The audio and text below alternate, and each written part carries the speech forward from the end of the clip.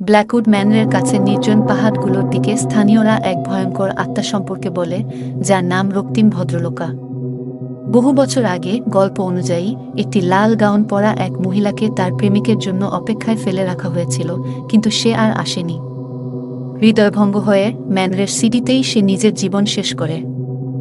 প্রতিশোধ নেওয়ার শপথ নিয়ে যে কেউ তার কাছাকাছি আসবে, সেই রাতের পর থেকে রক্তিম ভদ্রলোকার দেখা পাওয়া ব্ল্যাকউডের কাছাকাছি ঘুরতে থাকা মানুষদের আতঙ্কিত করেছে।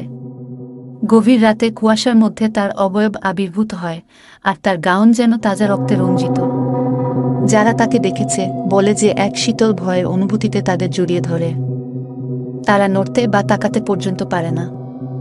রক্তিম ভদ্রলোকার মুখ কালো ঘোমটার আড়ালে লুকানো থাকে, তবে কিংবদন্তি বলে যদি সে ঘোমটা সরিয়ে কারো চোখে চোখ রাখে, তবে সেই ব্যক্তির 3 দিনের মধ্যে মৃত্যু অনিবার্য।